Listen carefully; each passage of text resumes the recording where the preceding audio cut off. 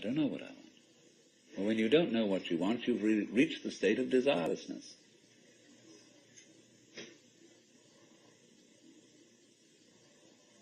When you really don't know.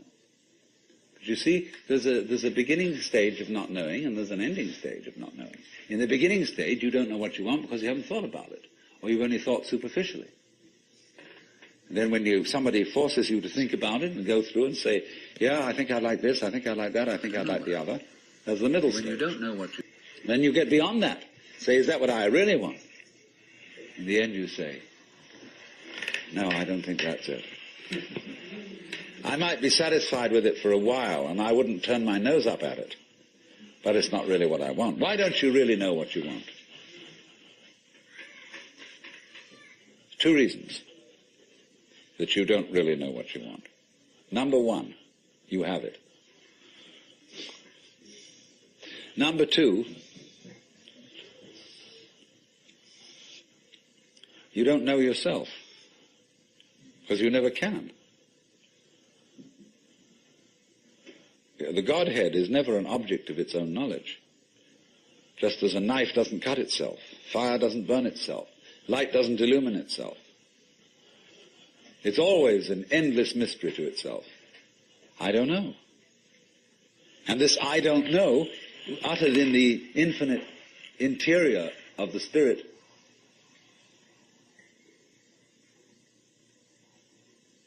this I don't know is the same thing as I love, I let go, I don't try to force or control. It's the same thing as humility.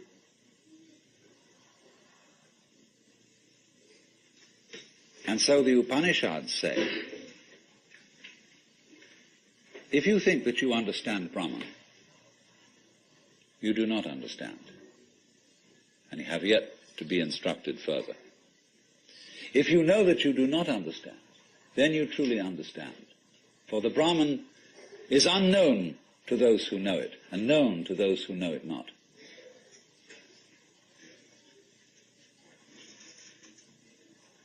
And the principle is that any time you, as it were, voluntarily let up control, in other words, cease to cling to yourself, you have an access of power. Because you're wasting energy all the time in self-defense, trying to manage things, trying to force things to conform to your will. The moment you stop doing that, that wasted energy is available. And therefore you are, in that sense, having that energy available, you are one with the divine principle. You have the energy. When you're trying, however, to act as if you were God, that is to say, you don't trust anybody and you're the dictator and you have to keep everybody in line, you lose the divine energy. Because what you're doing is simply defending yourself. So then, the principle is, the more you give it away, the more it comes back. Now you say, I don't have the courage to give it away. I'm afraid.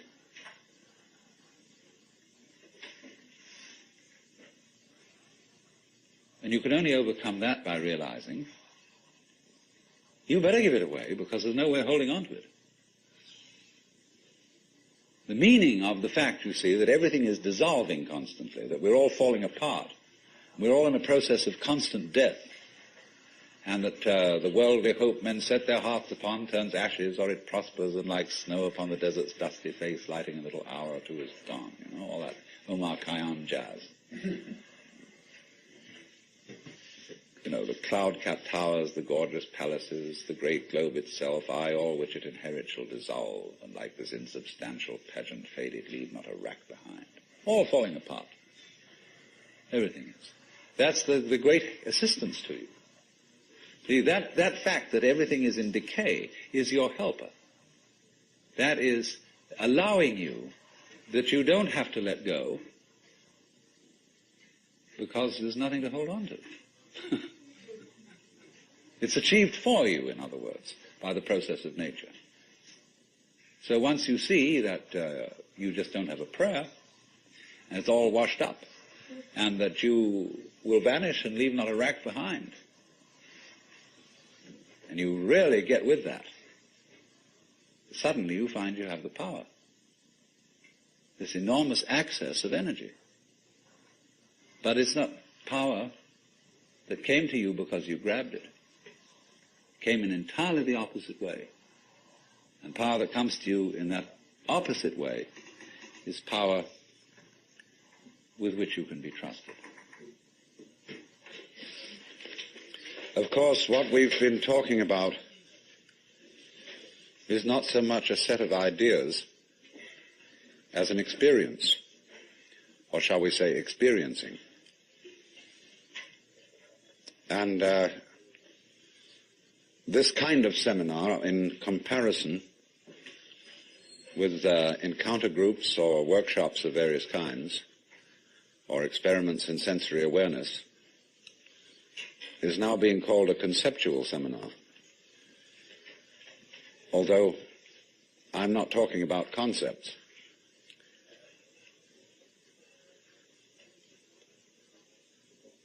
But the crucial question arises that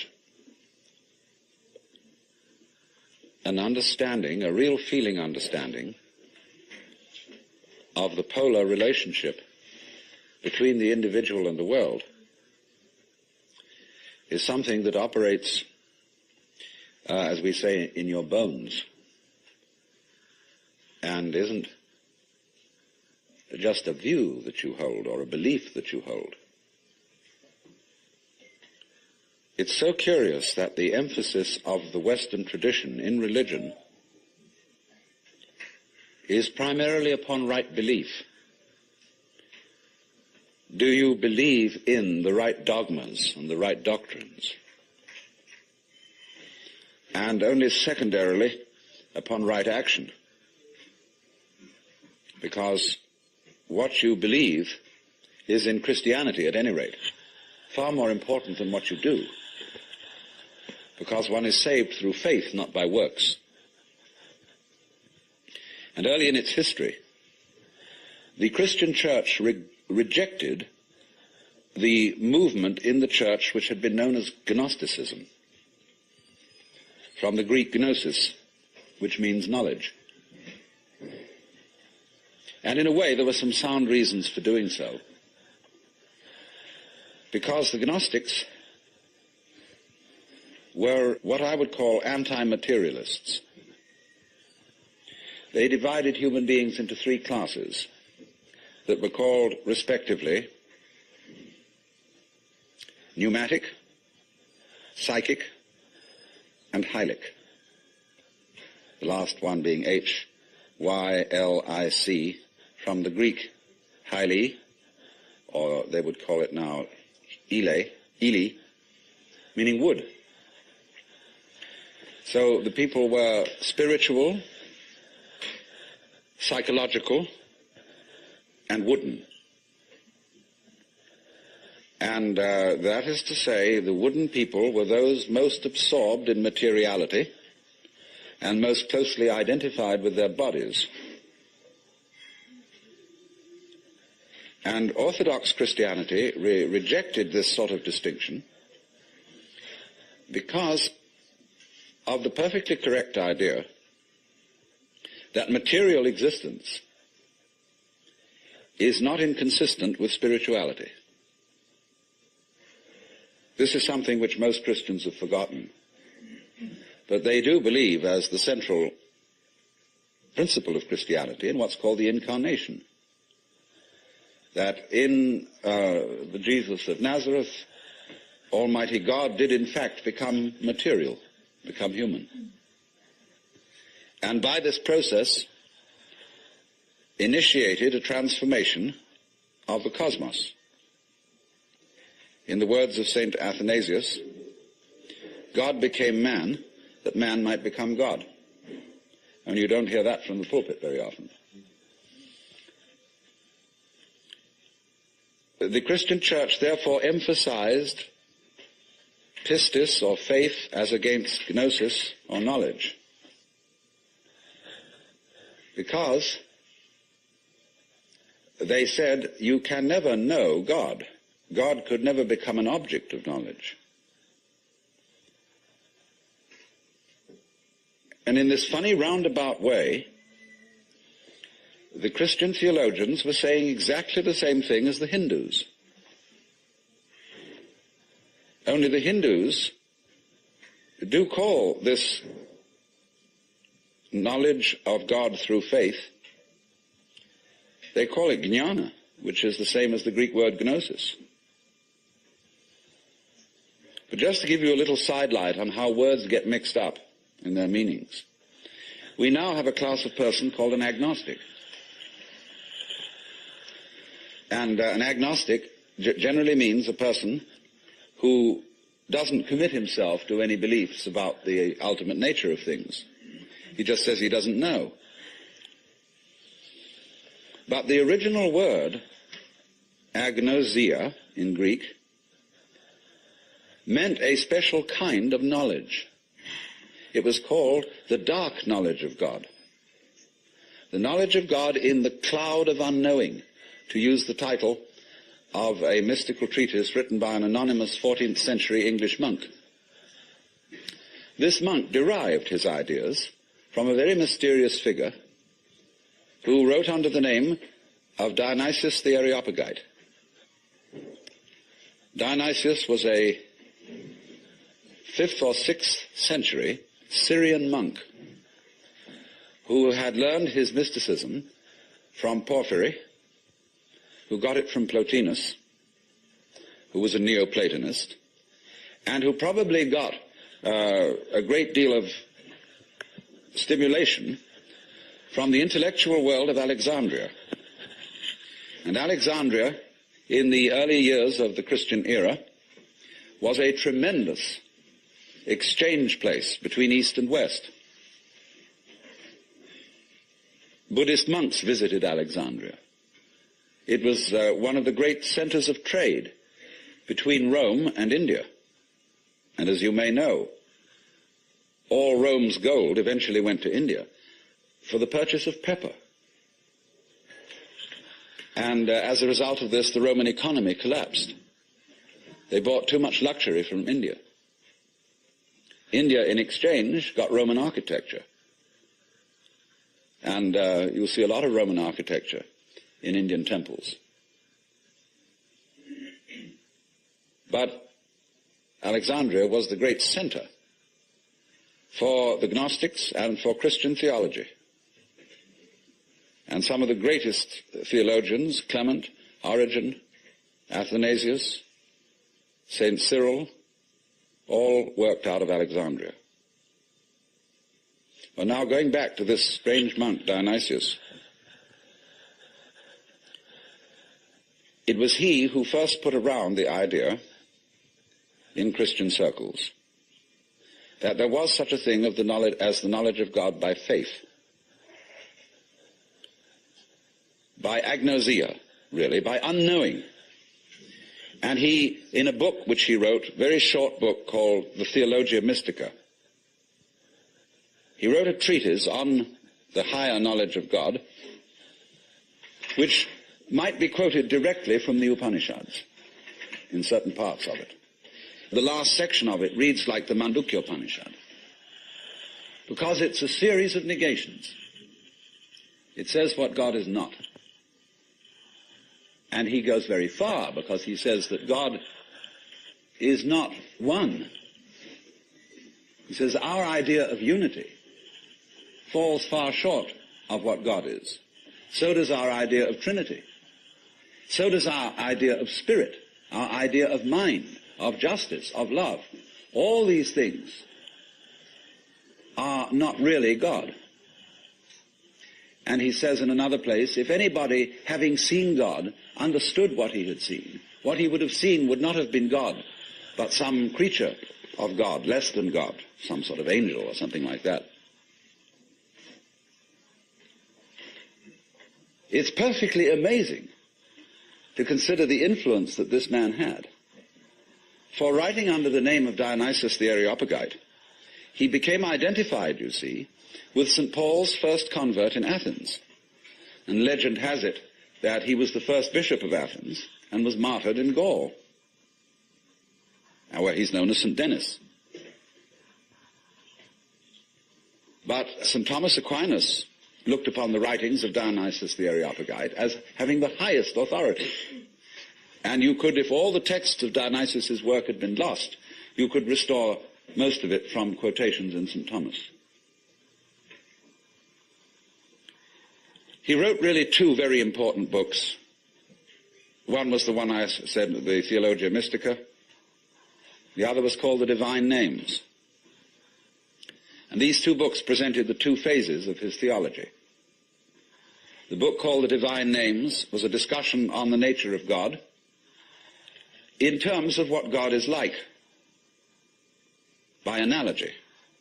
And this kind of knowledge of God he called kataphatic, from the Greek pheme, to speak or say, kata, meaning to say according to, that is to say, to speak by analogy. Where he used, though, entirely negative language about God, this sort of discourse was called apophatic. And the word apo meaning away from, to talk away from. Just as a sculptor, when he makes an image, reveals the image by removing stone. And so Dionysius explained that one attains the knowledge of God by discarding concepts, which is exactly what the Hindus mean when they say, of God one can only say neti, neti, not this, not this, not any conception. Thus in Hindu philosophy, the highest state of consciousness in samadhi is called nirvikalpa samadhi, which means literally non-conceptual. Vikalpa means a concept. Nir is a negation. So the non-conceptual knowledge. Now, people have greatly misunderstood this. They have imagined that unknowing, the state of the highest contemplation, was the acquisition of a blank mind,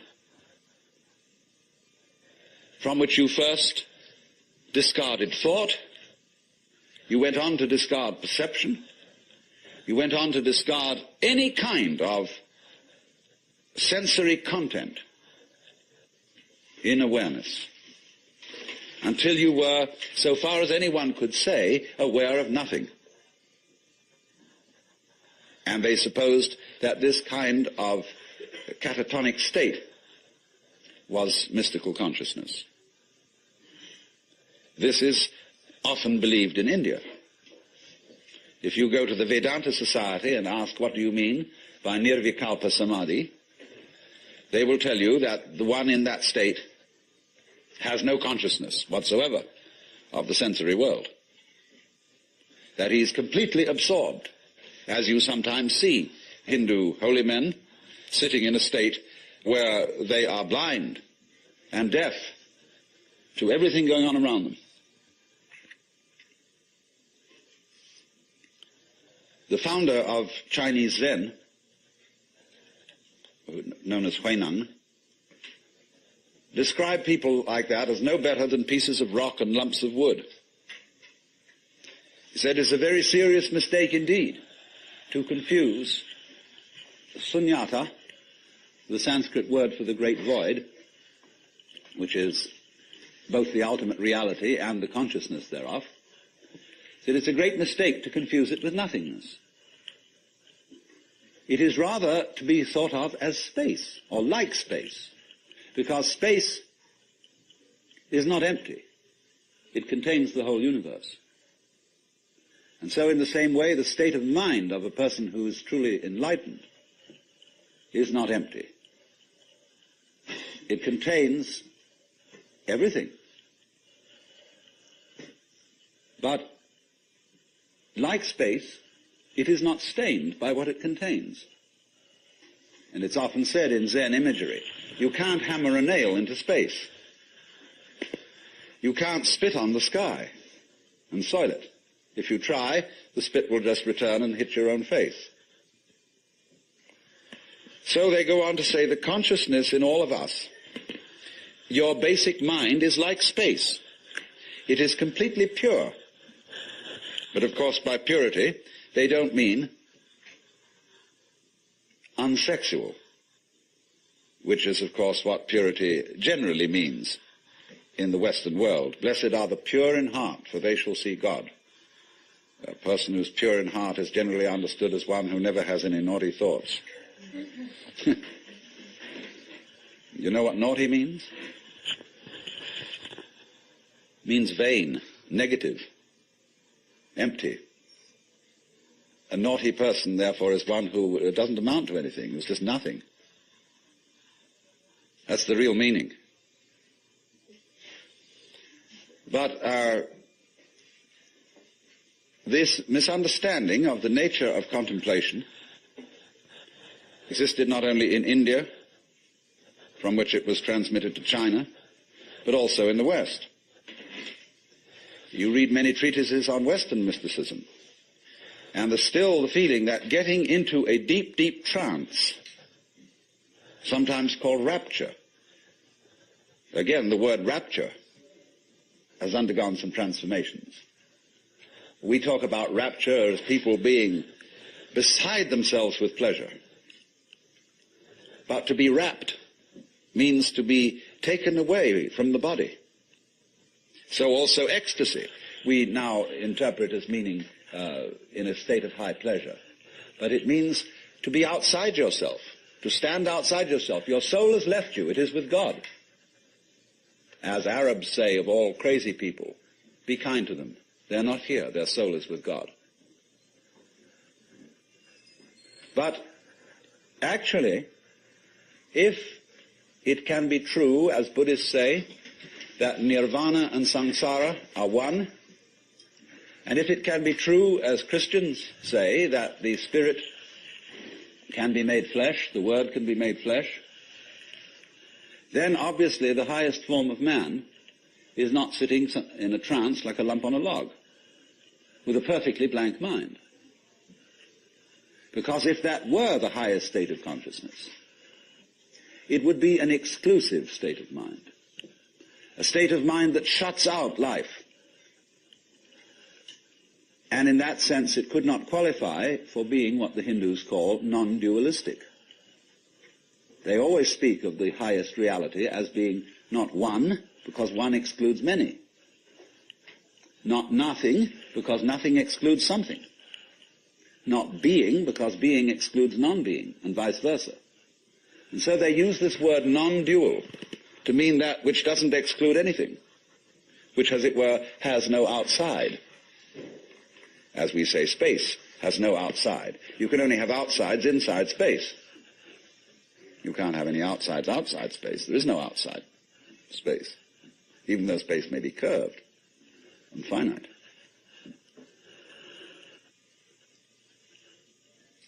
So,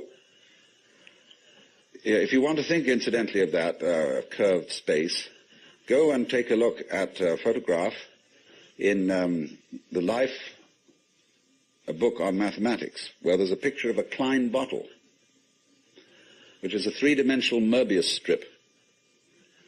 A Möbius strip, you know, is a piece of paper that is twisted once and then joined. And it has only one side and only one edge.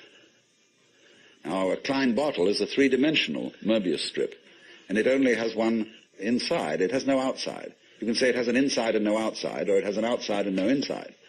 It's a fabulous little trick. But there's something like that would be the nature of space, as that which does indeed transcend the opposites. Not quite. No, we'd have to do one extra move on a serpent to make it into a Klein bottle. You'd have to tuck its head through the side of its skin and make the aperture through the mouth continuous with the inside of the serpent towards the tail, you see. That's more or less what a Klein bottle is. So, what I'm getting to, I'm giving you something out of the general history of religions to show that what has been meant by the mystical state, the state of samadhi or awakening in certain traditions, is not this state of trance, but a state of consciousness in which you can perfectly well carry on your daily affairs. And of course, what is meant by a bodhisattva as the ideal type of Buddhist person is that he is not rapt, that he is actively engaged in the life of the world, because he has gone beyond the illusion that nirvana is to be found away from everyday life. So what is then the point of meditation? Why meditate? Why do you have to crawl off into a hole, or go to a Zen monastery, or retire and be quiet, when this is there anything to be said for it? Well, meditation is, in that sense, as a practice, as a discipline, is a very curious problem. Because from one point of view it's a help, and from another point of view a hindrance. And I think we have to understand, first of all, that meditation exercises are medicinal rather than dietary. The same could be said of LSD. A medicine, not a diet. Something that is described in Zen as when you want to open a door, or summon someone to open the door for you, you pick up a brick and you knock on the door, but you don't carry the brick into the house. When you need a raft for crossing a stream, you cross the stream on the raft, but you leave the raft on the bank at the other side. You don't go carrying it around. But a lot of people, when they get into meditation, or they get into religion, or into any kind of exploration of this sort, turn the door into a revolving door and keep on going round and round and round and never get through. They say, what a gas it is to be in this revolving door. So I think a good definition of a parasite is a person who goes through a revolving door on someone else's push.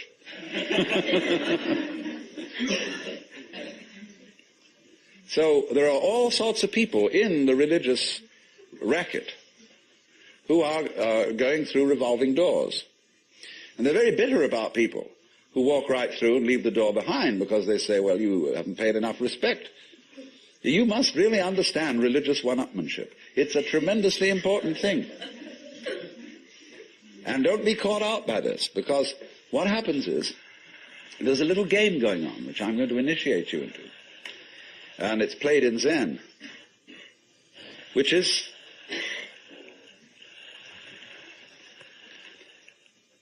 it works like this. If you go to a teacher and ask for spiritual instruction, or even if you come to a seminar like this, you are, by doing that,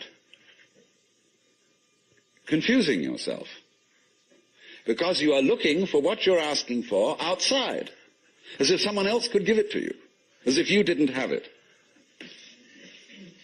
So the teacher knows that as long as you do that, you haven't understood. But he doesn't just tell you to go away. Or he may sometimes just say, go away, I'm too busy. And in any case, I can't tell you anything. Well, people won't take that for an answer. They won't take no for an answer. And furthermore, if he just said, go away, they would just find some other teacher who would exploit them and maybe keep them as followers for years and acquire a great deal of money by so doing. But what he does is another thing. He tries to give them the put down, as if to say, you have a great long distance to go yet. Your attainment is not at all perfect. And they're always talking about other sects and other schools and saying, well, they haven't really got the point, you see? So that you keep losing faith in yourself and feeling, my goodness, I haven't yet attained this thing. And that keeps you working. But all the time, You're being talked out. It's like someone who's a pickpocket and he's stolen your own watch and is selling it to you.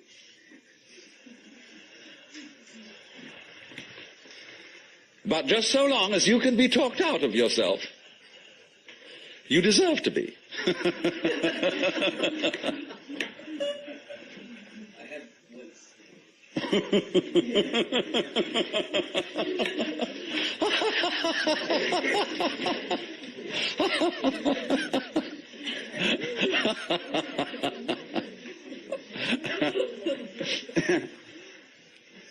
Now, you become very aware of this if you ever do momentarily slip into some sort of mystical experience.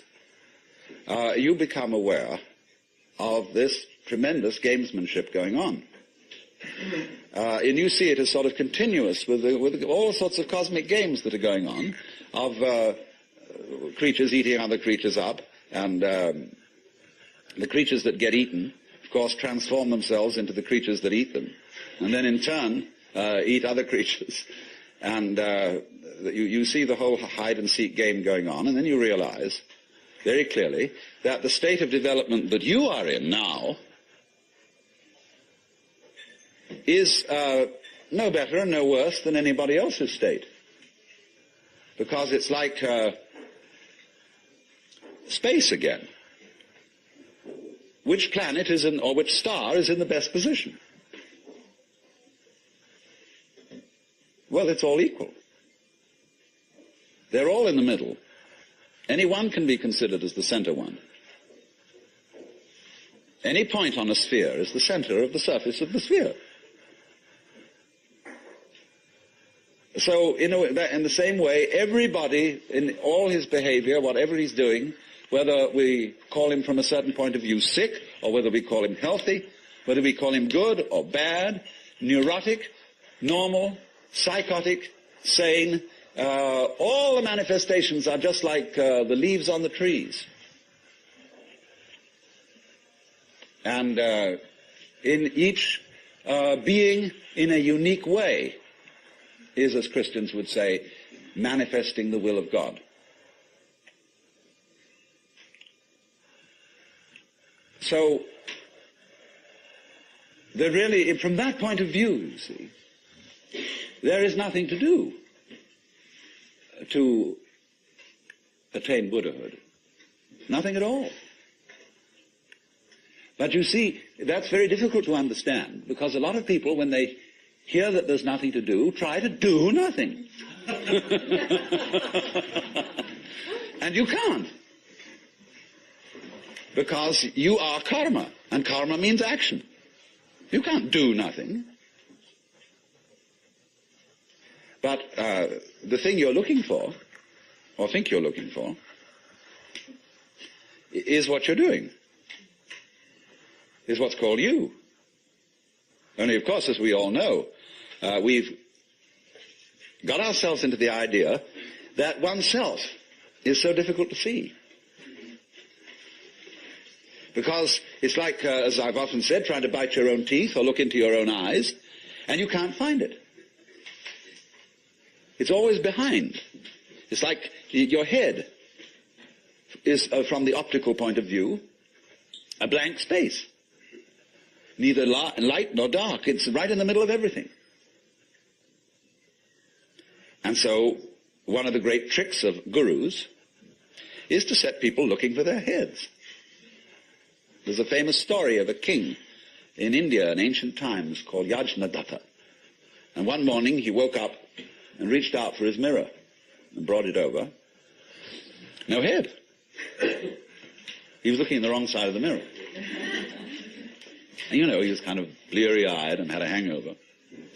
So he summoned servants and said, "Ye gods, I've lost my head. Find it."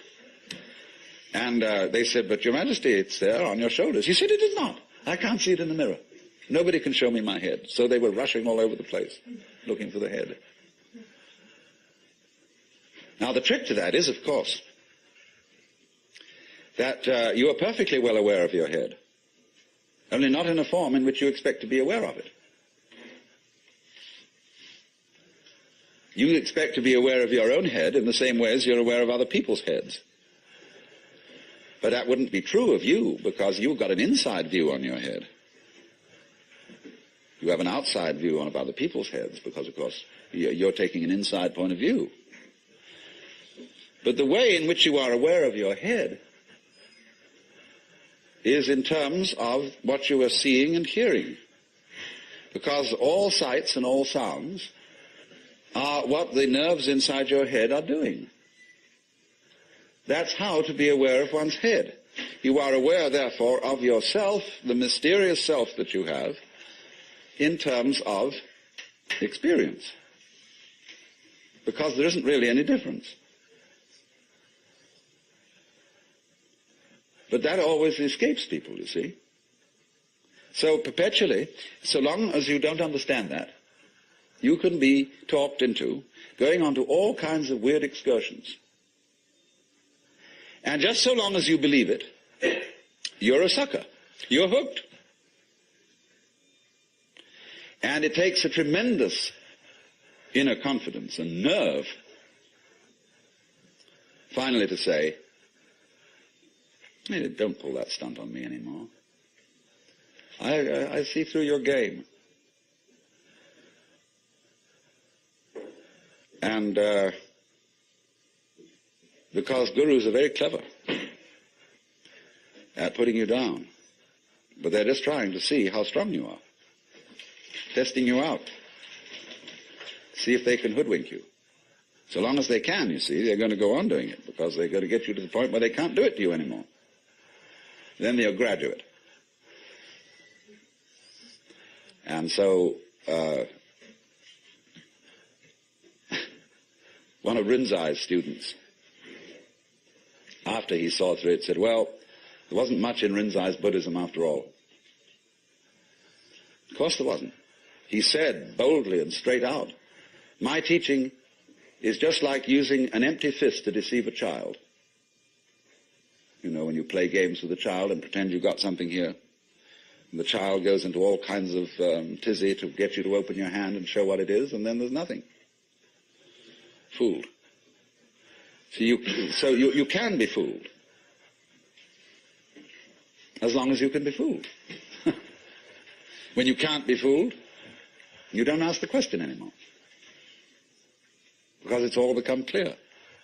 It's all become clear that there is no puzzle about this universe. What makes you think there are puzzles about this universe? Very simple reason. You're trying to explain it. And when you explain things, what do you mean by explanation?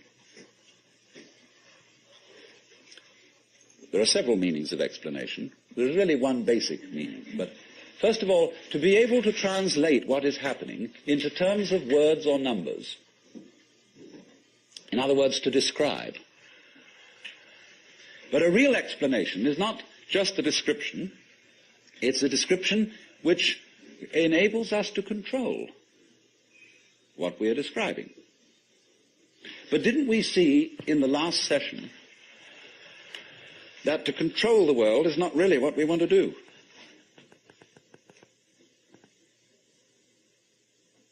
So that if all explanations have as their function enabling us to control things, then maybe an explanation isn't what we wanted. And furthermore, you can very simply see that what makes things complicated is explaining them. When somebody explains to you how a flower works, and he's a great botanist, and analyzes all the innards of a flower, and shows the channels, the fibers, the processes of reproduction, and so on that go on in it, everybody stands fascinated. Say, how complicated that is. How clever God must have been to create that flower, to have all that complexity going. It isn't complicated at all. It's only complicated when you start thinking about it. Because the vehicle of words is a very clumsy one. And when you try to talk about the processes of nature, what is complicated is not the processes of nature, but trying to put them into words. That's as complicated as trying to drink up the ocean with a fork. It takes forever. And so this intense complexity that we see in everything is created by our attempt to analyze it all. And so what we do is, you see, when we analyze, we use our eyes and ears as scalpels. And we dissect everything. And we have to put a label on every piece we chop off. And so we scalpelize, and we get it right down to atoms, getting finer and finer, and we suddenly thought, well, we've got to the end of it, because the word atom means what is not cuttable, atomos. But then we found we could cut the atom, and lo and behold, big fleas had little fleas upon their backs to bite them. And it goes on forever. There is no end to the minuteness which you can unveil through physical investigation. For the simple reason that the investigation itself is what is chopping things into pieces. And the sharper you can sharpen your knife, the finer you can cut it. And the knife of the intellect is very sharp indeed. And the sophisticated instruments that we can now make, well, there's probably no limit to it. But in a way, all that is vain knowledge. In a way. Because you see, what it does is it gives you the illusion that you've solved your problems. When you have controlled certain things and you have solved certain problems, practical problems, you say, fine, more of that, please. Let's go on solving problems. And then you do. And you create a world of people, as we are today, far more comfortable than people who lived in the 19th century. Just remember the troubles of going to a dentist when you were children, or some of you when you were children, of medicine, of badly heated homes, of all sorts of things that we don't put up with anymore. But the problem is we keep running into this thing that all constant stimulations of consciousness become unconscious. And when we take it as a matter of course to have certain comforts, then we switch the level on which we worry. When you solve a whole set of problems, people find new ones to worry about. And after a while, you begin to get that haven't we been here before feeling. Aren't we just going round on a cycle and doing the same old thing over and over and over again because we don't realize that we're chasing our own tails?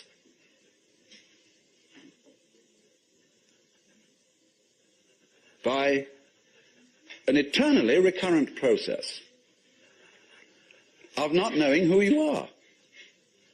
That is the hide and seek. That is the nature of what the Hindus call the Manvantara and the Pralaya, the period of the Manvantara in which the worlds are manifested, and the period of the Pralaya in which the worlds are withdrawn from manifestation. In and out, in and out.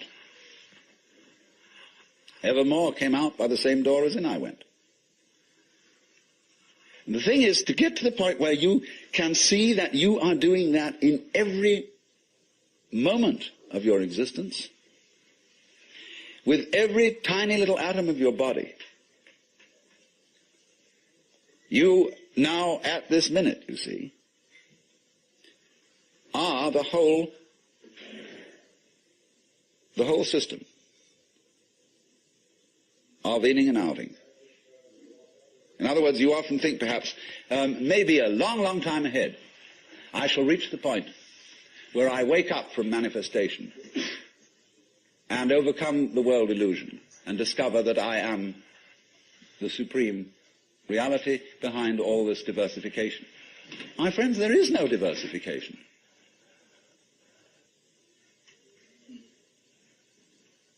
In other words, what you call diversification is your game. In the same way as you chop the thing and then you say it is made of pieces. Because you forget that you cut it. And so when you see the world as complicated and that there are life problems and that you might one day succeed, See, hundreds and hundreds of people are running like mad after something that they call that is success, and they have no idea what it is. So in exactly the same way, the Guru is keeping you running and running after spiritual attainment. You don't know what you want. This is where Krishnamurti is so clever. Because he says, if you ask me for enlightenment, how can you ask me for enlightenment? If you don't know what it is, how do you know you want it? Is that any concept you have of it will be simply a way of trying to perpetuate the situation you're already in. If you think you know what you're going out for, all you're doing is you're seeking the past, what you already know, what you've already experienced. Therefore, that's not it, is it? Because you say you're looking for something quite new. But what do you mean new? What's your conception of something new? Well, you figure I can only think about it in terms of something old, something I once had. So he doesn't say anything. He doesn't indicate anything positively. Everybody says, why are you so negative? Why don't you give us something to hang on to? Well, the simple answer is it would be spurious. You don't need anything to hang on to. You're it. You don't need a religion. But then you say, well, what is all this religious stuff about then? Why don't we just forget it? You can try. By all means. Just go away. Don't go to gurus. Don't go to church. Don't enter philosophical discussions. Forget it. But then you'll realize that by having consented to forget it, you're still seeking. What a trap. What can you do? You see, if you stay here and listen to me, or you're fooling yourself. But if you go away, you're fooling yourself too.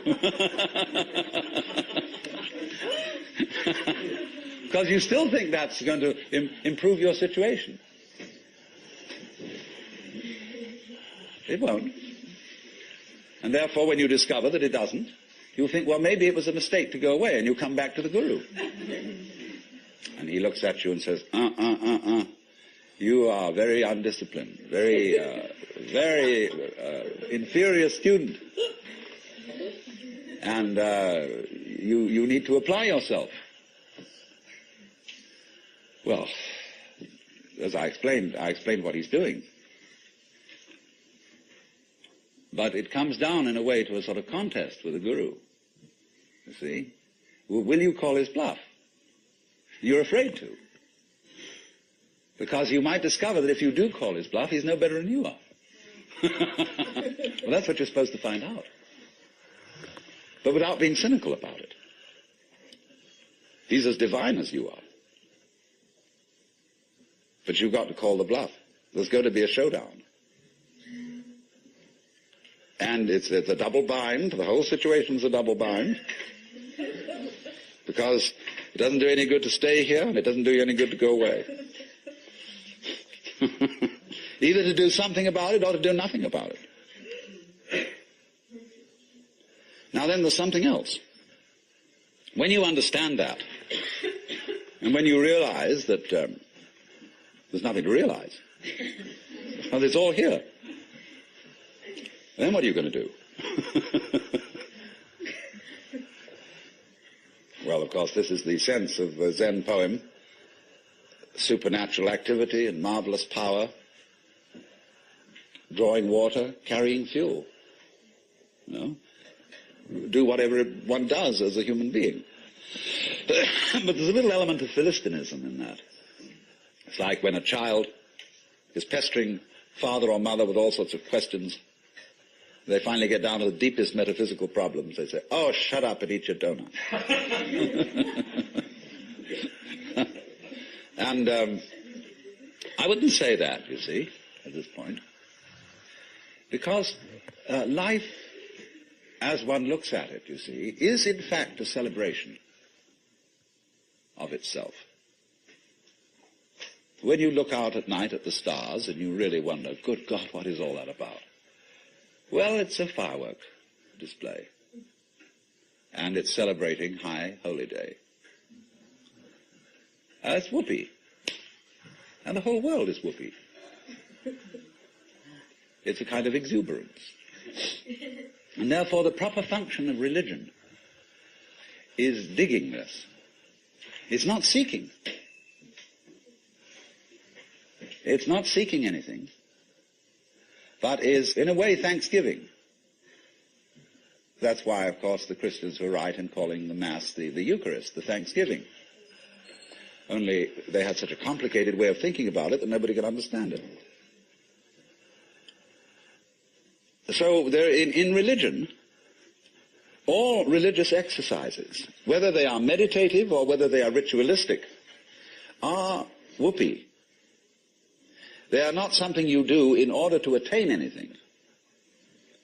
They are like art forms, like dancing. They are expressive of attainment, of the attainless attainment. So here's another hang-up for you. When you go to Mr. Suzuki, who runs the Zen Center, he's a good disciple of Dogen, who brought Zen, a certain school of Zen to Japan in the 13th century.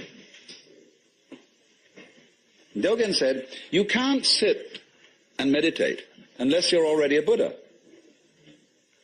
In which case, why meditate? Well, meditation is just the way a Buddha sits.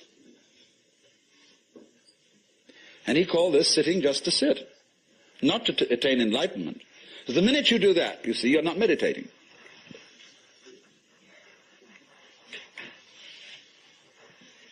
So you only become a good meditator if you're not looking for anything. And therefore, you realize what a great thing it is to be able to sit. And what a great thing it is not to dissect the world with your analytical intellect.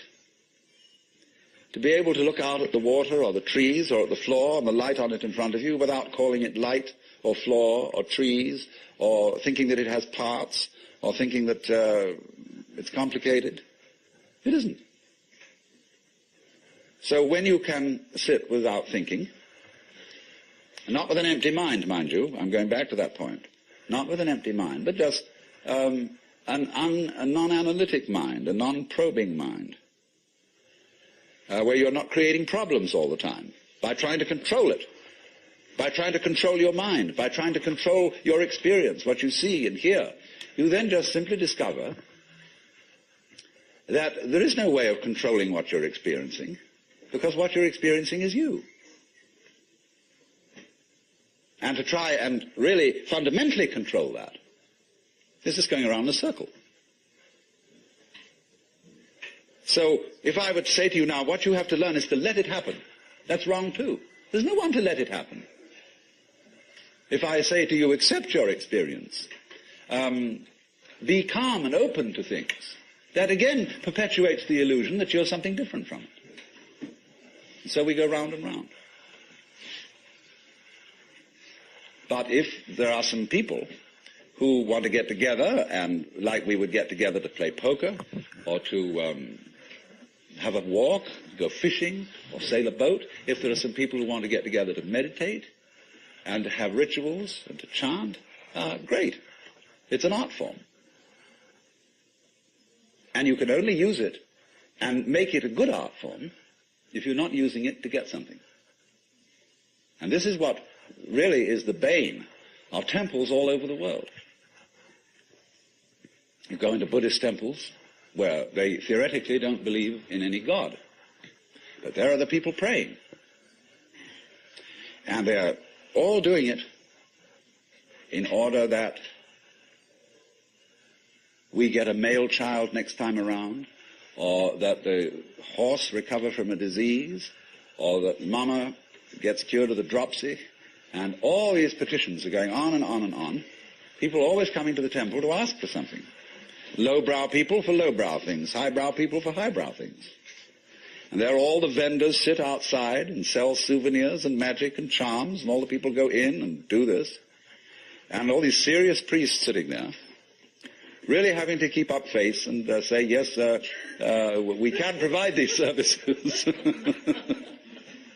On the other hand, if you go in to one of these temples, along with all the faithful followers, and have a ball, buy a bead, buy a candle, buy this, buy that, buy some incense, go in, and dig this great thing going on, salute the Buddhas, or the altars, or the crucifixes, or what you will. But don't take it seriously. And this is one of the great important transformations of today in our consciousness, is that a great many people are finding out that religion is not supposed to be taken seriously.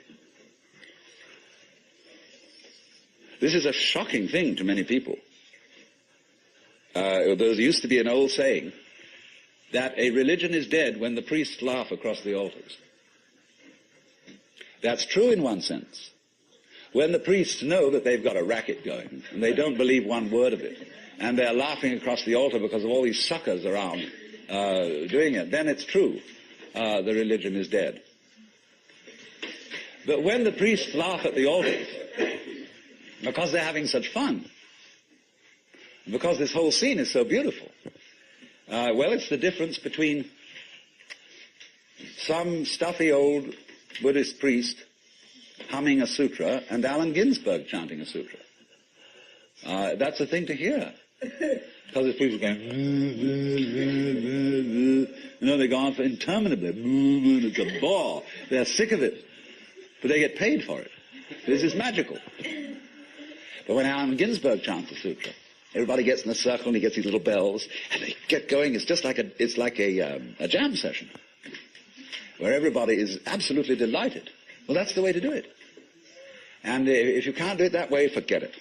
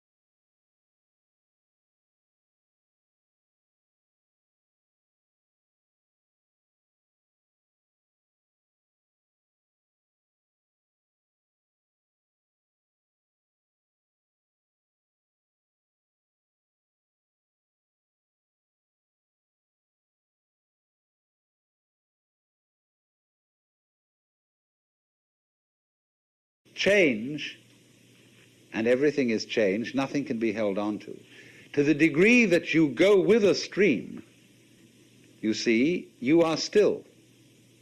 You're flowing with it. But to the degree you resist the stream, then you notice that the current is rushing past you and fighting with you. So swim with it. Go with it. And you're there. You're at rest. And this is, of course, particularly true when it comes to those moments when life really seems to be going to take us away. And the stream of change is going to swallow us completely. The moment of death. And we think, oh, this is it. This is the end. And so at death we withdraw. Say, no, not that. Not yet, please.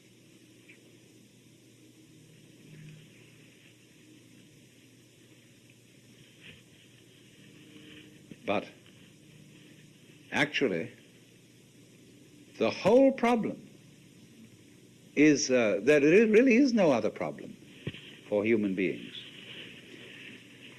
than to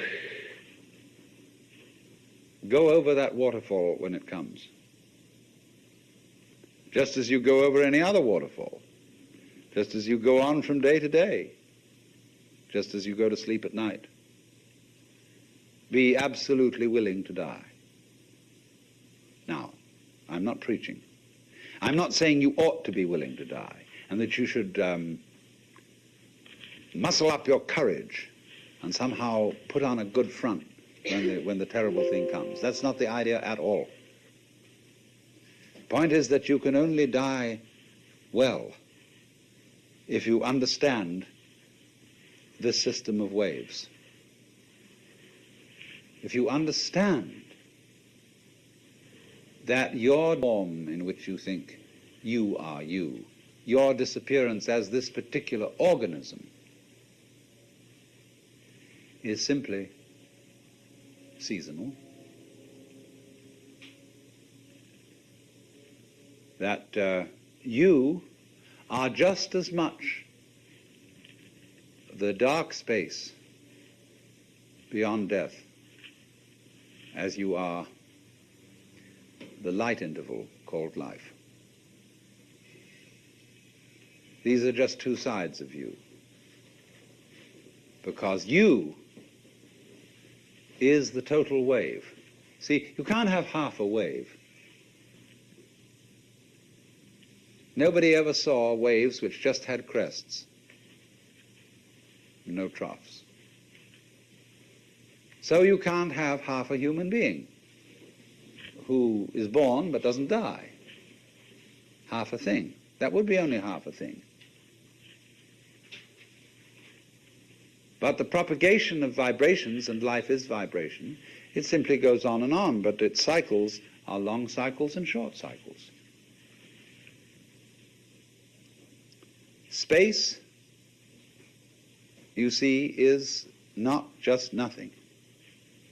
If I could magnify my hand to an enormous degree so that you could see all the molecules in it, I don't know how far apart they would be, but it seems to me they would be something like tennis balls in a very, very large space. And you'd look, when I moved my hand like this, and say, for God's sake, look at all those tennis balls. They're all going together. Crazy. And there are no strings tying them together. Isn't that queer? No, but there's space going with them. And space is a function of, or it's an inseparable aspect of, whatever solids are in the space. That is the clue, probably, to what we mean by gravity. We don't know yet. So in the same way, when those marvelous sandpipers come around here, the little ones, while they're in the air flying, they have one mind. They move all together. When they alight on the mud, they become individuals and they go picking around for worms or something. But one click of the fingers and all those things are going zip into the air. They don't seem to have a leader, because they don't follow when they turn. They all turn together and go off in another direction. Amazing. But they're like the molecules in my hand. So then you see, here's the principle. When you don't resist change, I mean over-resist. I don't mean being flabby. When you don't resist change, you see that the changing world, which disappears like smoke, is no different from the nirvana world. Nirvana, as I said, means breathe out. Let go of the breath. So in the same way, don't resist change. It's all the same principle. So the Bodhisattva saves all beings, not by preaching sermons to them, but by showing them that they are delivered, they are liberated by the very fact of not being able to stop changing. You can't hang on to yourself. You are resisting death. I love the story of a conversation at an English country house at a dinner party, where the hostess started up the question of Church of England. He was the church warden, chief of the vestry in the local country parish. And the lady said, "Sir Roderick, you haven't said a word. What do you think is going to happen to you when you die?" And they make death just awful by pretending it doesn't happen. See what happens. You go to a hospital and you're at the end. You've got terminal cancer. And all your friends come around and they wear false smiles and they say, "Cheer up, you'll be all right. In a few days from now, you'll be back home and we'll go out for a picnic again." The doctors have their bedside man. You see, a doctor is absolutely helpless with a terminal case because a doctor is, by social definition, a healer. And he's not allowed to help you die. He's out of role. Even though, I mean, he may sneak behind the rules and do it, but he's definitely, he's got to heal you. So he's going to keep you indefinitely on the end of tubes and all kinds of things. While there's a certain grave demeanor to all this, and all the nurses are so pleasant and so totally distant because they know this is death. And they mayn't be frank with you. That's why they feel distant. It's not that they're not concerned. It's not that they're heartless people, but that they just don't know how to be frank, like lots of people when they meet a drunk. They don't know what to do with a drunk because he's not behaving right. And so when you're dying, you're not behaving right. You're supposed to live. See, so we don't know what to do with a dying person. We don't get around that person and say, listen, man, listen, I've got the news for you. You're going to die. And this is going to be great. Look, no more responsibilities. Don't have to pay those bills anymore. Don't have to worry about anything. You're going to just die. And let's go out with a bang. Let's have a party, see? We'll put some of that morphine in you so that you won't hurt too much. But we were going to prop you up in bed, and we're going to bring all our friends around, and we're going to have champagne, and you're going to die at the end of it, see? And it's going to be just marvelous. Just like being born, see? When we had birth problems, see, all women used to think that birth had to be painful. It was good for them. It was one of the things you had to suffer because you'd been screwing around with people, and therefore you had to have a child, and it's got to hurt. And then the doctors got together and they scratched their heads, and the man called Grantley Dick Reed said, "No, birth doesn't hurt, it's natural."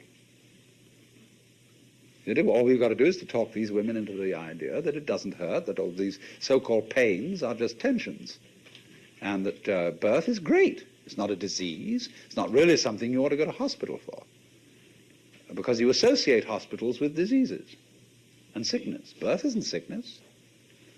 All right, now let's do some new thinking. What about death? Is death sickness?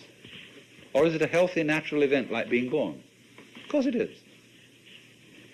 So, I mean, a little change in social attitude about this will fortify everybody else. I mean, if I'm alone and all my relatives are going, and kind of pretending to me, it's going to be hard for me.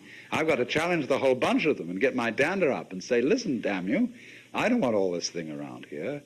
You've got to take a different attitude about my death. Well, that's hard.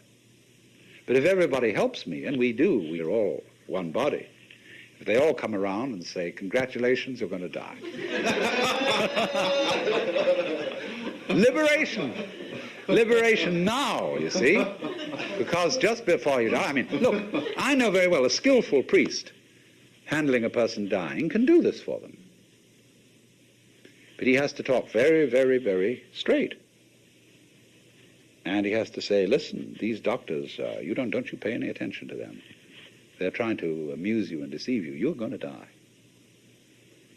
This isn't terrible. But it's just going to be the end of you as a system of memories. And so you've got a great chance right now, before it happens, to let go of everything. Because you know it's going to go, and it is going to help you. It's going to help you let go of everything. So if you have any possessions left, give them away.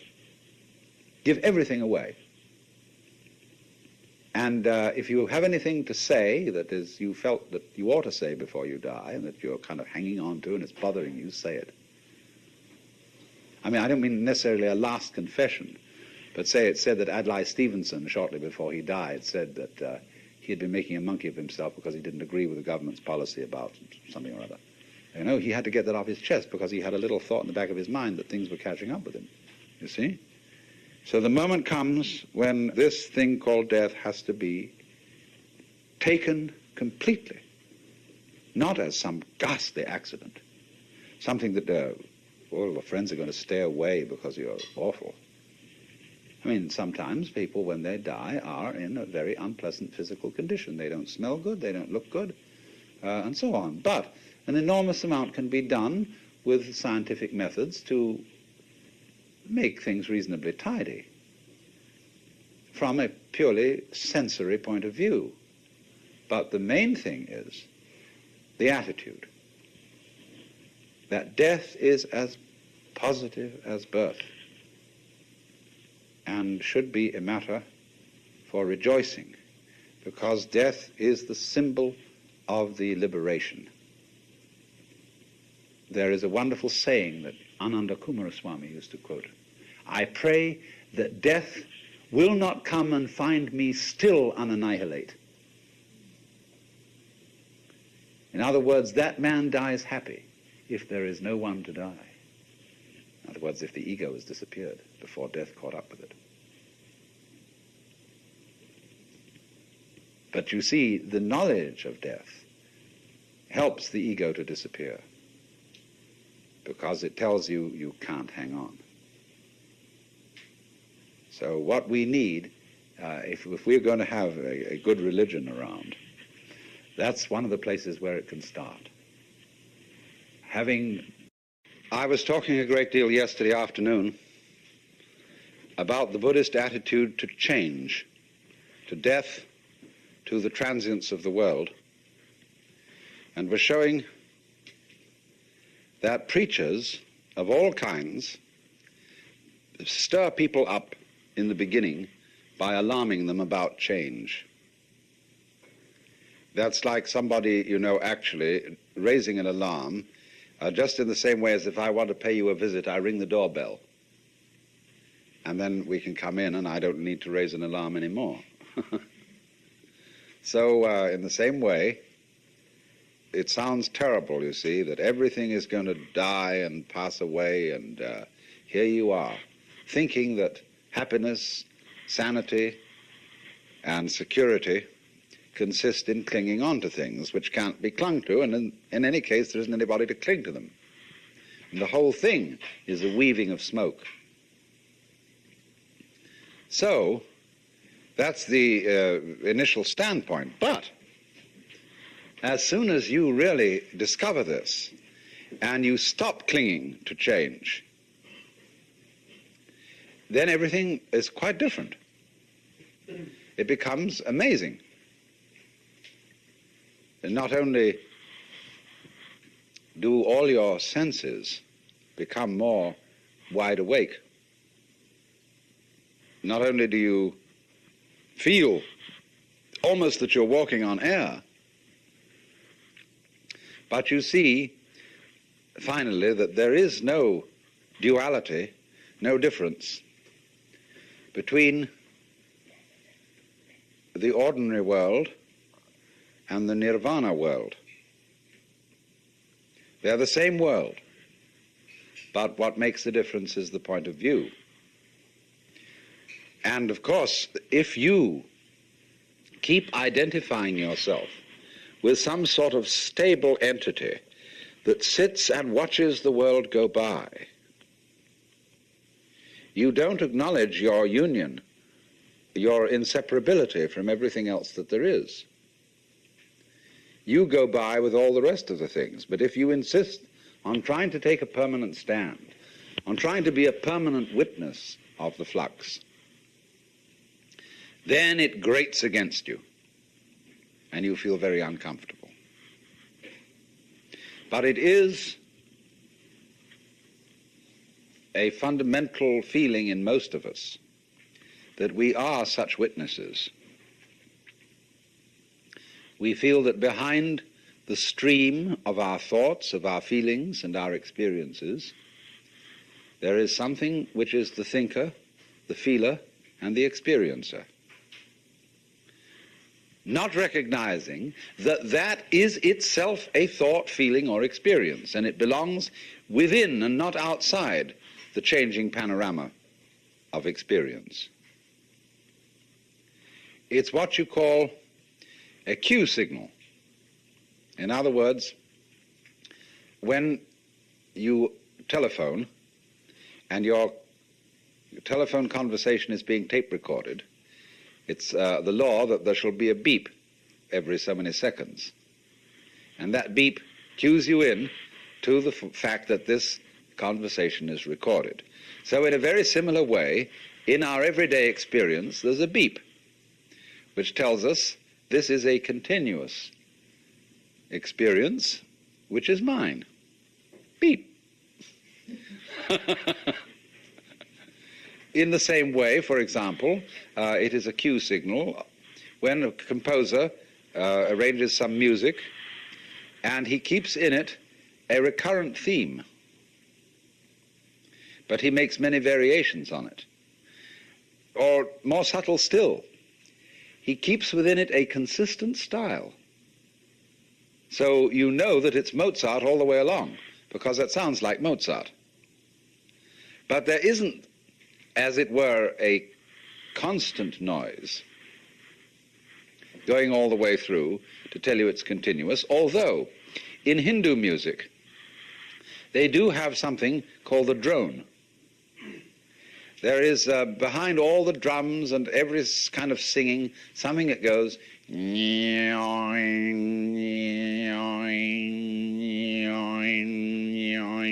and it always sounds the note which is the tonic of the scale being used.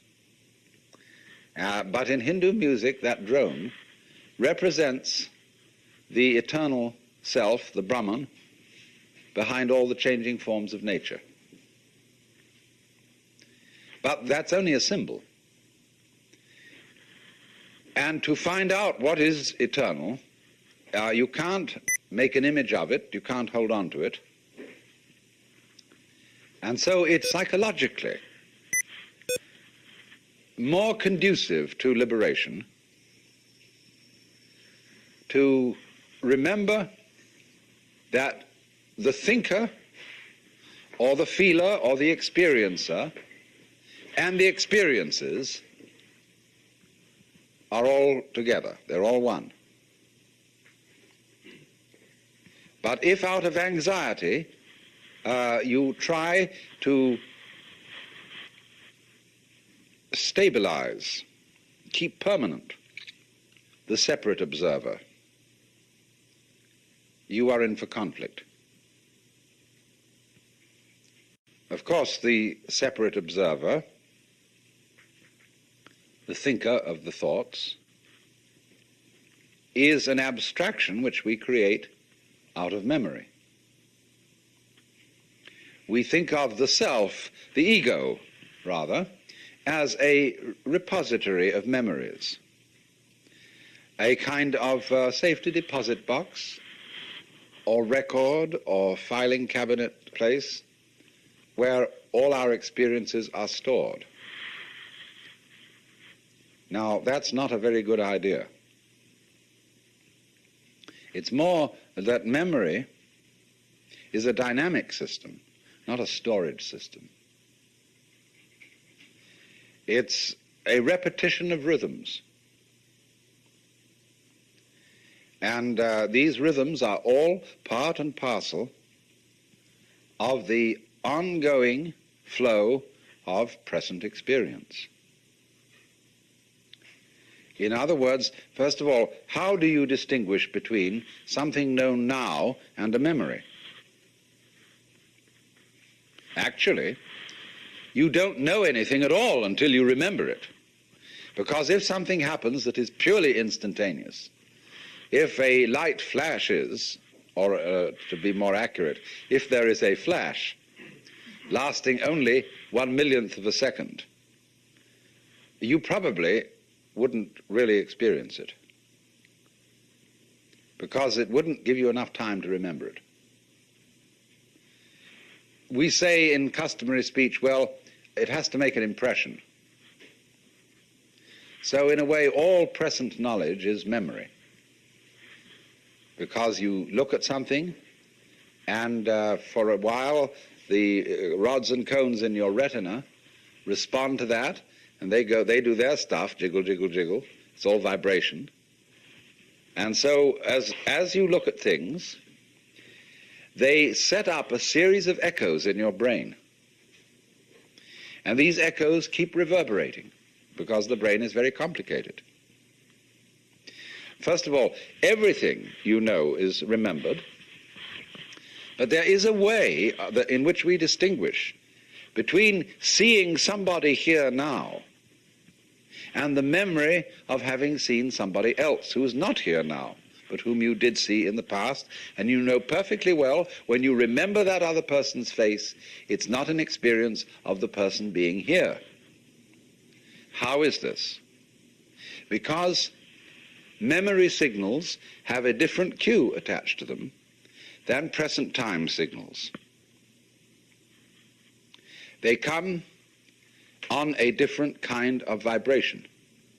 Sometimes, however, the wiring gets mixed up and present experiences come to us with a memory cue attached to them. And then we have what is called a déjà vu experience. We are quite sure we've experienced this thing before. But the problem that we don't see, and don't ordinarily recognize, is that although memory is a series of signals with a special kind of cue attached to them so that we don't confuse them with present experience, they are actually all part of the same thing as present experience. They are all part of this constantly flowing life process, and there is no separate witness standing aside from the process, watching it go by. You're all involved in it. Now, accepting that, you see, going with that, although at first it sounds like the knell of doom, is if you don't clutch it anymore. Splendid. That's why I said that death should be an occasion for a great celebration, that people should say, happy death to you, and always surround death with joyous rites, because this is the opportunity for the greatest of all experiences, when you can finally let go because you know there's nothing else to do. There was a kamikaze pilot who escaped because his plane that he was flying at an American aircraft carrier went wrong, and he landed in the water instead of hitting the plane, so he survived. But he said afterwards that he had the most extraordinary state of exaltation. It wasn't a kind of patriotic ecstasy, but the very thought that in a moment he would cease to exist, that he would just be gone, for some mysterious reason that he couldn't understand, made him feel absolutely like a god. Well then, in Buddhist philosophy, this a sort of annihilation of oneself, this acceptance of change, is the doctrine of the world as the void. This doctrine did not emerge very clearly, very prominently in Buddhism until quite a while after Gautama the Buddha had lived. We begin to find this, though, becoming prominent about the year 100 BC, and by 200 AD it had reached its peak. And it was developed by the Mahayana Buddhists, and it is the doctrine of a whole class of literature which goes by this complex name, Prajna Paramita. Now, Prajna means wisdom. Paramita, for crossing over, for going beyond.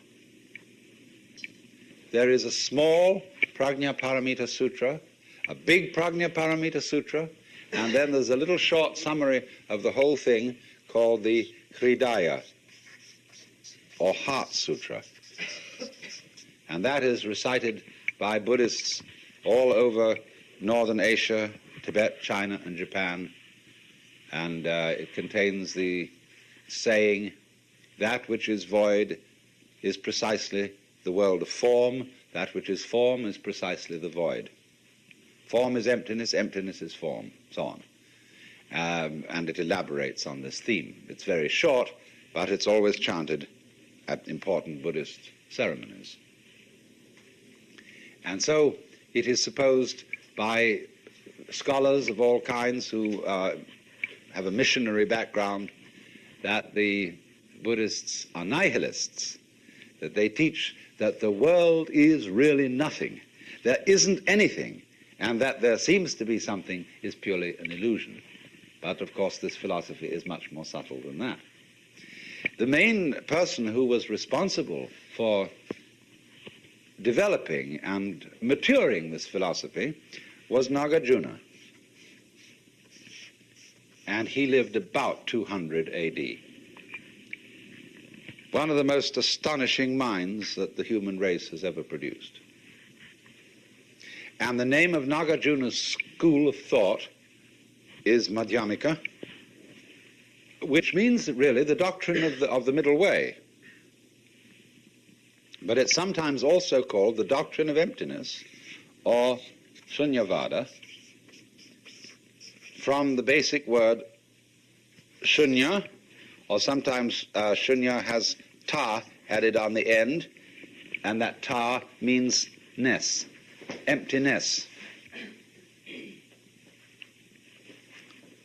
Well then, emptiness means essentially transience. That's the first thing it means.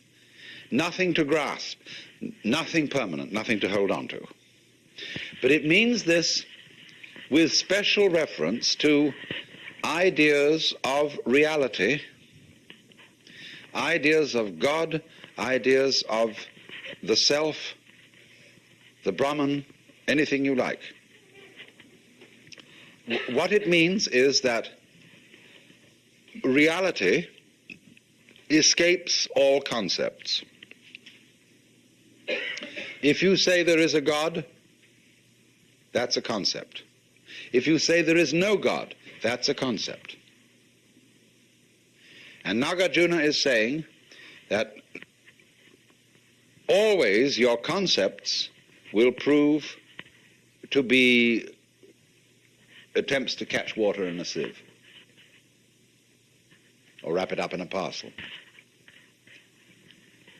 So he invented a method of teaching Buddhism which was an extension of the dialectic method that the Buddha himself first used, and this became the great way of studying, especially at the University of Nalanda, which has been re-established in modern times, but of course it was destroyed by the Muslims when they invaded India.